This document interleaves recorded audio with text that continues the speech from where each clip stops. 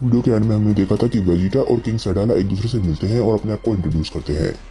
इसके बाद king सैडाला Vegeta से पूछते हैं कि यंग ट्रैवलर, मैंने सुना है कि तुम सीधा दूसरे यूनिवर्स से आए हो।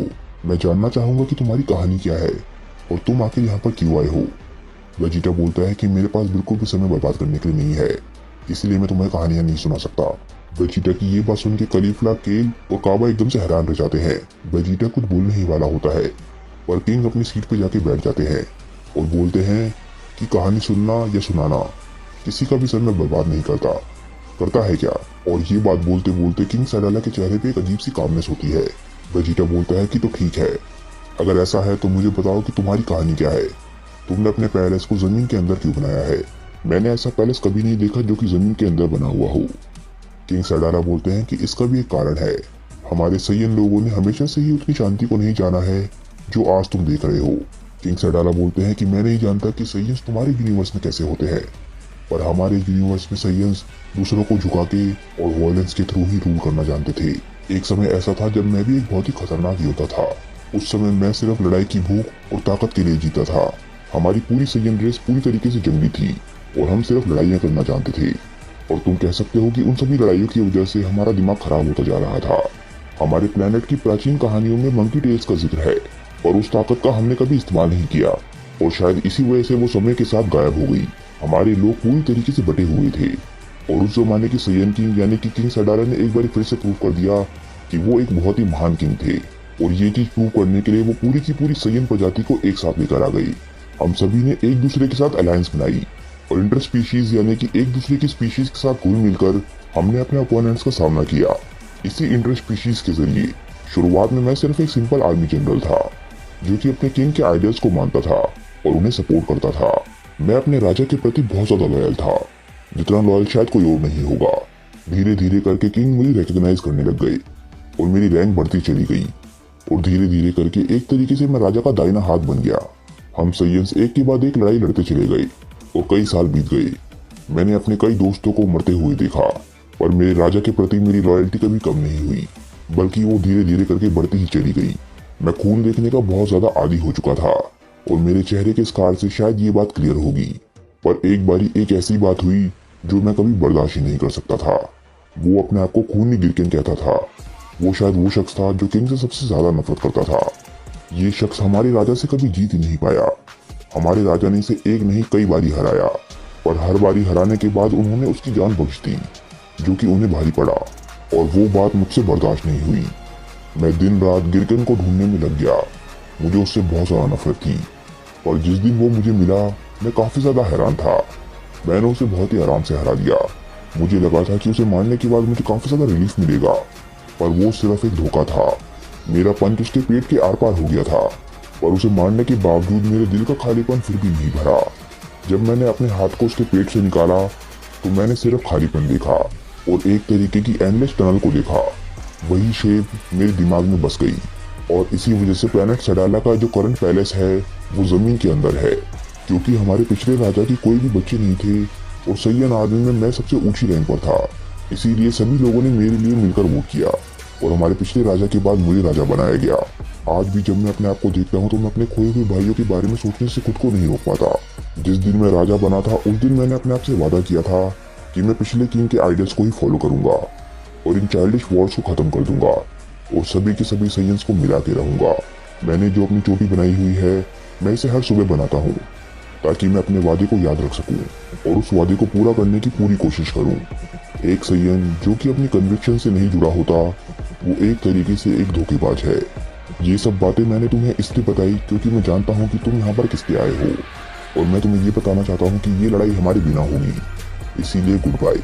वेजिटा सैयन किंग की इस बात पे स्माइल करता है और बोलता है कि शायद मैं समझ गया हूँ कि तुम क्या कहना चाहते हो।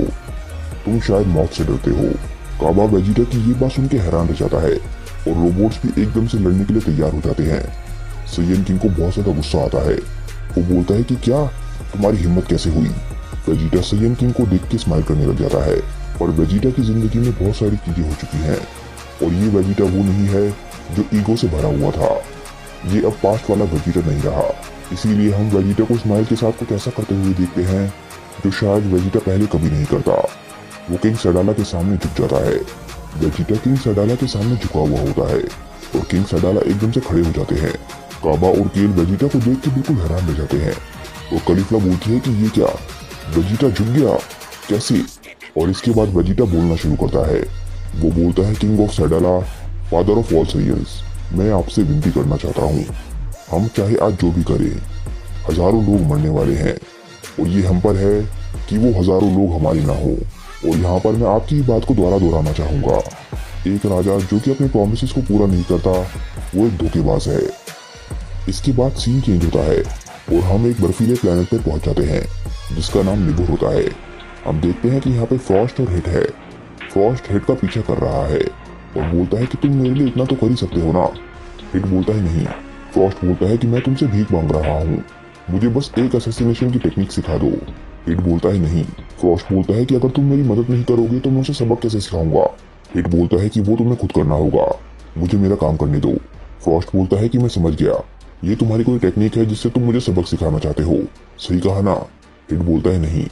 फ्रॉस्ट इसके बाद रुक जाता है। वो बोलता है कि अच्छा, कितने शर्म की बात है, मुझे लगा था कि हम लोग दोस्त हैं। वैसे शायद तुम्हें दोस्तों की जरूरत है, मैंने देखा है कि तुम हमेशा अकेले रहते हो, ये काफी डिप्रेसिंग बात है। हिट बोलता है हो सकता है। फ्रॉस्ट बोलता है कि हिट, मुझे लगता है कि तुम और मैं ज्यादा अलग नहीं है। मैं जानता हूँ कि कैसा फील होता है जब आपको एक खांचे में ढाल दिया जाता है, इसी वजह से मेरी प्रजाति इतनी ज्यादा परसिस्टेंट है। मैं ये सब तुम्हें इसलिए बता रहा हूँ क्योंकि मुझे लगता है कि तुम्हें शायद अपनी जॉब पसंद नहीं है और शायद तुम्हें तो अपनी जिंदगी भी नहीं पसंद। ये बात सुन के हिट को बहुत ही बड़ा झटका लगता है और वो कुछ सेकंड्स के लिए सोच में पड़ जाता है, पर फिर भी वो एकदम से बोलता है कि ठीक है, अगर तुम ऐसा कहते हो तो। फ्रॉस्ट एकदम से चौंक जाता है क्योंकि उसे लगा था कि वो हिट को मना लेगा और हिट को उसकी बातों से कोई फर्क नहीं पड़ता। इसके बाद हम फिर से जैको और बुल्मा की शिप को देखते हैं।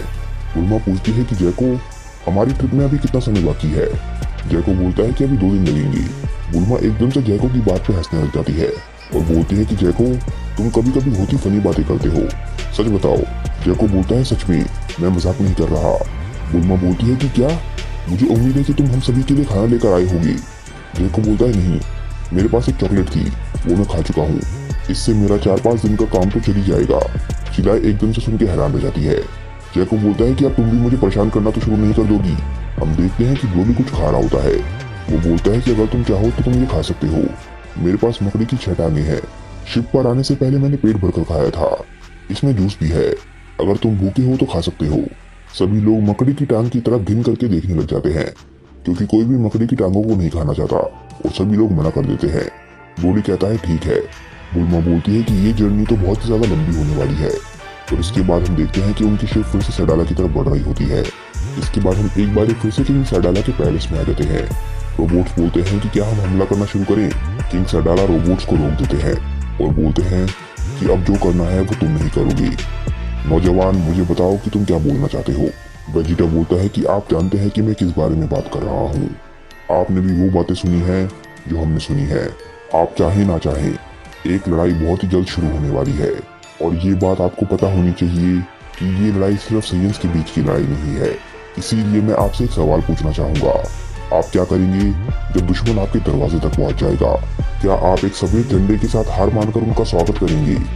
आप चाहे लड़ाई से जितना दूर भाग लें और चाहे आप कितने भी शांति प्रिय राजा क्यों ना हो, मैं जानता हूँ कि आपके इंस्टिंक्ट आपको कभी भी इस चीज के लिए अलाउ नहीं करेंगे कि आप एक लड़ाई से पीछे हटें।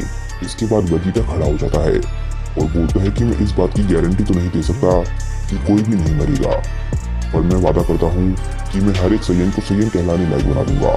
मैं भले ही कोई जादूगर नहीं हूँ, पर मैं इस बात का आपको विश्वास दिलाना चाहूंगा कि मैं हर एक शख्स को इस लायक बना दूंगा कि वो एक दूसरे का ध्यान रख सके।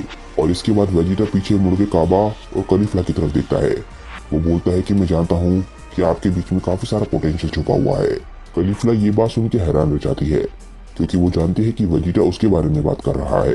एकदम से वेजिटा को कुछ महसूस होता है और हम देखते हैं कि किंग सैडाला को बहुत ज्यादा गुस्सा आ रहा है। उनके अंदर से बहुत ही जबरदस्त ऑरा निकल रहा होता है। काबा भी इस ऑरा को महसूस करके एकदम से घबरा जाता है और इसके बाद हम किंग सैडाला की असली ताकत को देखते हैं। हम देखते हैं कि वो कितने ज्यादा ताकतवर हैं। वेजिटा के अलावा उनके चारों तरफ जो भी लोग खड़े होते हैं वो उनके ऑरा में खड़ा भी नहीं हो पा रहे होते और किंग सैडाला की आंखें बहुत ज्यादा गुस्से में लग रही होती हैं। उनके अंदर से इतना जबरदस्त ऑरा निकल रहा होता है कि पूरा का पूरा महल हिलने लग जाता है, यहाँ तक कि प्लैनेट भी हिल रहा होता है। आखिर किंग सैडाला कितने ताकतवर है ये तो हमें नहीं पता, पर वेजिटा उनसे बिल्कुल भी नहीं घबराता। इससे हमें ये पता जरूर चलता है कि वेजिटा उनसे ज्यादा ताकतवर है। और तभी अचानक से किंग सैडाला एकदम से शांत हो जाते हैं। शायद वो वेजिटा की ताकत को ही जज करना चाहते थे। इसके बाद किंग सैडाला रोबोट से बोलते हैं कि सैडाला की स्पेशल फोर्सेस को बुलाओ, मैं अनाउंसमेंट करना चाहता हूँ। वेजिटा भी अभी समझ नहीं पाया होता कि किंग सैडाला आखिर क्या कर रहे हैं, और तभी एकदम से किंग सैडाला बाहर जाने लग जाते हैं। और अब वेजिटा समझ जाता है कि किंग सैडाला उसकी बात मान गए हैं। वेजिटा बोलता है कि ये जिम्मेदारी मुझे देके आप बिल्कुल भी नहीं पछताएंगी। किंग सैडाला रूम से बाहर जाते वक्त स्माइल करते हैं और बोलते हैं सैयन, मैं पछतावे के साथ नहीं जीता। कुछ देर बीत जाती है और हम सैयन्स की स्पेशल फोर्सेस को देखते हैं। हम देखते हैं कि यहाँ पे हजारों की संख्या में सैयन्स खड़े होते हैं और इसके बाद किंग सैडाला अनाउंसमेंट करना शुरू करते हैं। वो बोलते हैं कि मैंने ही स्पेशल फोर्सेस को